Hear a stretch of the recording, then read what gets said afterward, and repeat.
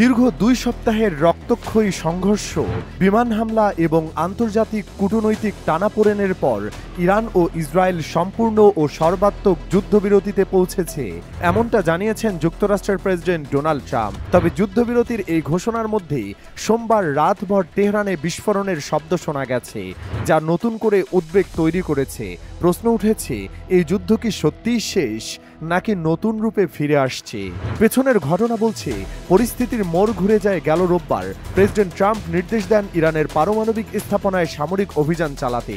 যুক্তরাষ্ট্র দাবি করে ১২৫টির বেশি যুদ্ধবিমান এবং ৭৫টিরও বেশি প্রিসিশন বোমার মাধ্যমে পরিচালিত এই অভিযানে ইরানের গুরুত্বপূর্ণ পারমাণবিক স্থাপনাগুলো ধ্বংস হয়ে গেছে। এ হামলা কেবল ইরান ইসরায়েল সম্পর্কেই নয়, যুক্তরাষ্ট্র ইরান সম্পর্ককেও ঠেলে দিয়েছে উত্তেজনার চূড়ান্ত পর্যায়ে। ১৯৭৯ সালের ইসলামী বিপ্লবের পর থেকেই যুক্তরাষ্ট্রের সঙ্গে তেহরানের সম্পর্ক বৈরিতায় পরিণত হয়েছে। দীর্ঘ ৪ দশকে উভয় দেশ একে অপরকে নানা কৌশলে প্রতিপক্ষ হিসেবে মোকাবিলা করে আসছে। পারমাণবিক কর্মসূচি, সন্ত্রাসবাদে মদদ, অর্থনৈতিক নিষেধাজ্ঞা ও আঞ্চলিক প্রতিদ্বন্দ্বিতাকে ঘিরে উত্তেজনা সময়ে সময়ে চরমে পৌঁছেছে। ইসরায়েলের দৃষ্টিতেও ইরান বরাবরই এক অস্তিত্বগত হুমকি। গত সপ্তাহে তেহরানের বিরুদ্ধে নজিরবিহীন হামলা চালিয়ে ইসরায়েল অভিযোগ তোলে ইরান গোপনে পারমাণবিক অস্ত্র তৈরি করছে। যদিও এর পক্ষে কোনো দৃঢ় প্রমাণ উপস্থাপন করা হয়নি, তবুও যুক্তরাষ্ট্র এতে সমর্থন জানিয়ে সরাসরি সংঘাতে জড়িয়ে পড়ে।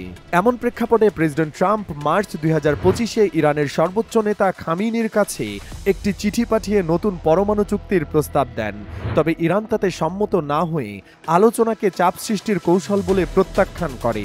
ওমান ও ইতালিতে অনানুষ্ঠানিক আলোচনা চললেও শেষ পর্যন্ত চুক্তির আগে ইসরায়েল ইরানে হামলা চালায়, যা সংঘাতকে আরও জটিল করে তোলে। শেষ পর্যন্ত যুক্তরাষ্ট্র ইরানের ৩টি গুরুত্বপূর্ণ পারমাণবিক কেন্দ্রে হামলা চালানোর পর প্রেসিডেন্ট ট্রাম্প ঘোষণা দেন, ইরান ও ইসরায়েল সম্পূর্ণ ও সর্বাত্মক যুদ্ধবিরতিতে পৌঁছেছে। এখন প্রশ্ন, এই যুদ্ধবিরতি কি সত্যিই দীর্ঘস্থায়ী শান্তির পথ তৈরি করবে, নাকি এটি শুধুই একটি সাময়িক বিরতি, পরবর্তী সংঘর্ষের প্রস্তুতি মাত্র? ইতিহাস বলছে, যুক্তরাষ্ট্র ও ইরানের সম্পর্ক কখনোই সরল রেখায় চলে না, বরং তা বারবার পাল্টেছে সংঘাত, চুক্তি, বিশ্বাসঘাতকতায়।